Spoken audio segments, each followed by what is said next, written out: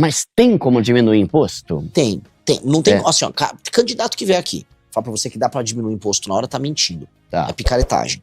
Por quê? Porque o Brasil, a relação dívida-PIB, ou seja, o percentual que a dívida nossa tem com relação ao PIB, que é tudo que a gente produz, tá aumentando muito. Então a gente tá indo pra uma escalada de quebra, de calote.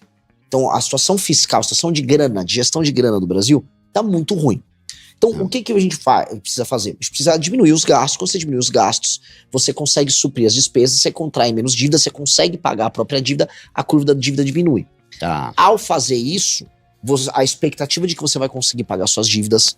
Você é um mestre nisso, né? Você está trabalhando muito nessa área de fazer as pessoas entenderem vamos dizer, a própria matemática financeira da própria vida. Se a pessoa ela se torna um bom pagador, ou ela tem a expectativa de se tornar um bom pagador, ela tende a contrair dívida com agentes que vão cobrar um juros menor dela. Se a perspectiva dela ser um mau pagador, ela vai cair na mão do agiota, que é o único que vai querer emprestar para uma pessoa de alto risco. Essa é a lógica que funciona com o governo. Então, se o governo está com a dívida dele aumentando, a relação dívida-PIB está subindo, significa que ele vai dar calote.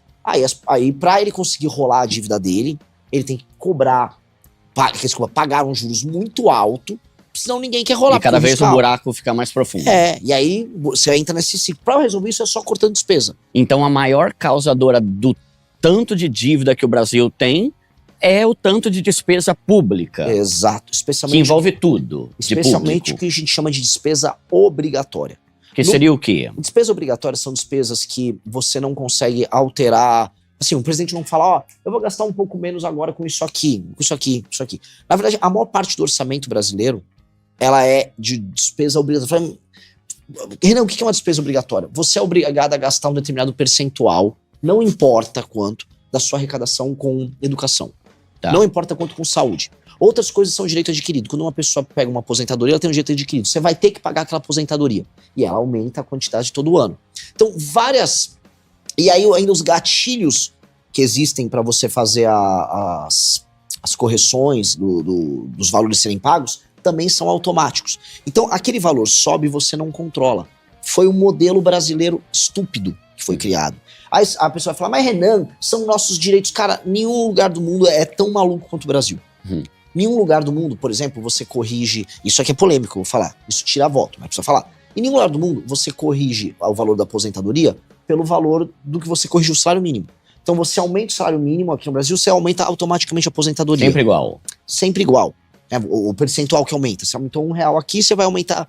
Cada R$1 que você aumenta no salário mínimo são 430 milhões a mais de despesa. Então, se aumenta R$100, a coisa vai dar dezenas de milhões. Então, essa trajetória, portanto, ela é uma trajetória que vai aumentando os gastos sem você conseguir controlar. O que a gente precisa fazer é quebrar os gatilhos que vão aumentando esses gastos o tempo todo. Que aí essa despesa obrigatória diminui. Que esse é o problema. O grande problema do Brasil é esse. É uma despesa obrigatória descontrolada. E tudo isso é colocado na Constituição. Então, para você mexer na maior parte dessas coisas, tem que mexer na Constituição. Foi um modelo horroroso que a gente criou, que não é igual a quase nenhum lugar no mundo. Eu fui apresentar um modelo brasileiro para um americano que trabalhava com orçamento na Casa Branca. Um jovem brilhante, chama Sam. Brilhante. Ele me falou, cara, eu estudo orçamentos nacionais, vocês têm o pior do mundo. Eu nunca vi uma coisa dessa. E porque assim, em um lugar, a partir de que todos os gastos são obrigatórios, o presidente não faz nada. Que é o caso brasileiro. O presidente não consegue executar nada. Ele não consegue investir, ele não consegue ter um plano. Porque todos os gastos estão amarrados. E aí, quem controla esse gasto amarrado? Em geral, os sindicatos, as organizações do funcionalismo, que já estão amarradas ali e não querem mexer nisso. Então, isso aí fez com que o Estado brasileiro não funcione. O Estado brasileiro é um Estado que não é funcional. E eu acho que esse é um problema que precisa ser mexido. Se a gente mexe nessas despesas obrigatórias, racionaliza elas, aí vai sobrar espaço para quê? Para duas coisas. O governo investir. Porque, novamente, se você diminui a despesa e aí você tem uma arrecadação a mais, uma parte desse valor vai pagando a dívida e outra parte desse valor, ele fica direcionado a você investir em várias áreas. E aí entra uma parte, a gente pode arrumar nossa infraestrutura com isso. Só que tem ainda um outro efeito. Se o governo ficar com fama de bom pagador, os juros caem. Com os juros caindo, o que acontece com o investidor? Todo investidor, até um investidor humilde, ele investe. Em vez de ele comprar título do Tesouro, ele começa a investir na bolsa. Uhum. Ele começa a investir em ações, começa a valer mais a pena você investir em ações. Um cara que é um capitalista, um cara que é um banqueiro, vamos colocar aí, ou um investidor, ele fala, vou botar minha grana em título do tesouro ou eu vou construir uma fábrica. Uhum. Porque os juros mais baixos permitem isso. Sim. E do outro lado, você consegue também fazer uma curva de queda dos impostos. Porque se os seus gastos não são tão grandes e você tem uma economia ficando mais quente, você arrecada mais sem a despesa crescer tanto. Logo, você pode abaixar o imposto. Tá. Que é isso que eu quero fazer. Tá. E aí, dentro disso, que a gente ainda tá na Mas você questão da entendeu o reforma. ponto? Assim, não é Entendi. fácil fazer isso. que Eu tô falando. imagino. Sim. Isso aí assim, a gente vai mexer com o interesse de um monte de lobby. E as pessoas vão xingar. Vai ficar tudo, não, mas isso aqui não dá pra mexer. Isso não dá porque aqui no Brasil, infelizmente, isso dá muita raiva, cara. Todo mundo quer ser a exceção. Todo mundo quer uma O do exceção. contra, né? Todo mundo quer ser exceção. Tipo assim, não, ó, vai fazer essa regra pra todo mundo, mas pra mim tem que ser diferente. Não, pra mim, mas eu sou diferente. E aí ferra tudo. Só que aí você vai ter que ter aquele monte de gente que vai ser a favor da sua ideia também, né? Que é os 300 e pouco lá, né? Que Precisa convencer o parlamento e a sociedade brasileira, e todo mundo precisa entender que se não fizer isso, o Brasil acaba. Sim. Se não fizer isso, o Brasil acaba. Nós estamos indo para uma rota de colisão que é orçamentária, é moral. Esses dias eu vi um artigo do presidente do Tribunal de Contas da União falando, né? Se o Brasil continuar do jeito que tá, daqui a 5 anos a gente não vai conseguir mais pagar as aposentadorias. Mas e foi o próprio presidente do TCU que falou isso, né? Olha, é exatamente. Lembra que eu falei da relação dívida-PIB? Que a dívida tá subindo muito? Não vai conseguir. Tá. Vai dar default, vai dar calote. Só que pergunta para as pessoas se elas estão ligando para isso. Ou pergunta para os políticos. Pergunta se algum dos outros candidatos a presidente, pré-candidatos a presidente, Lula, Flávio, Zema, Caiado, estão falando disso nessa mesma intensidade. Uhum. Porque tira voto. Não é interessante, Tira né? voto. O pessoal quer Tira ganhar. voto, O que eu ganho? O pessoal quer te contar a historinha. Entendeu? E no final eles vão ganhar, porque a redução de imposto vai melhorar a vida de todo brasileiro, né? óbvio. Só que, ó, eu vou dar um exemplo. Vou dar um exemplo de um tema que é espinhoso, ninguém quer falar. Zona Franca de Manaus.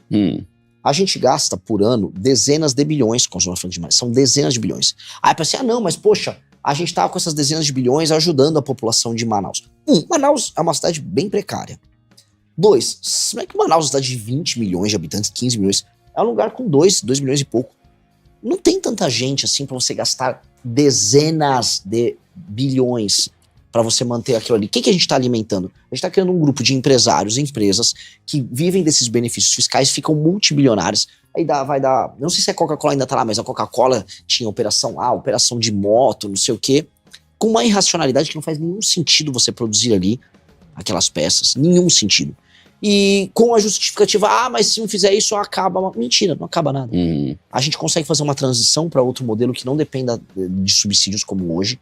E aí, a gente pode falar em corte de impostos para a população. Porque o que eu quero fazer é o seguinte: a gente vai mexer com subsídios de empresas, subsídio de vários setores, que vai precisar mexer. Um monte de setor que tem subsídio, tem as famosas renúncias fiscais, que é a mamata fiscal de quem faz pressão. E em troca, eu vou fazer corte de imposto para todo mundo. Então, ao invés de eu beneficiar o fulano aqui, ali ou ali, tudo que eu cortar vira corte de imposto. Então eu beneficio todo mundo. Porque a gente tem que parar de ter exceção. A gente é o país da exceção. Tá. Então o cara das zonas francas de Manaus, não, eu sou exceção. Galera, eu sou diferente. Mas por que você é diferente? Só 2,5 milhões de pessoas vivem aí. Não faz sentido vocês terem um benefício na casa de varia, sei lá, de 30 a 50 bi. Tá. É muita grana. É muita grana. Se você for pegar o orçamento da prefeitura de Salvador, que é uma prefeitura similar a Manaus, maior até, ela não é... Ela é muitas ordens de magnitude menor do que o que a gente gasta para permitir a existência da Zona Franca. Tá. Então, assim, a Zona Franca de Manaus tem que ser substituída por um modelo, por exemplo, que não dependa de peças logisticamente tão pesadas, tem que fazer cabotagem, avião, roda para um custo logístico estúpido.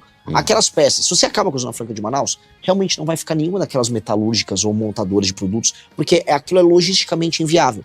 Só que você ter toda uma cadeia de produção ligada a farmacêuticos, ligada a produtos oriundos do universo da floresta, os serviços que você pode ter ali, você consegue ter uma economia boa, sustentável, que mantenha bons empregos. Tá. O que não dá é a gente gastar tanto para ter isso.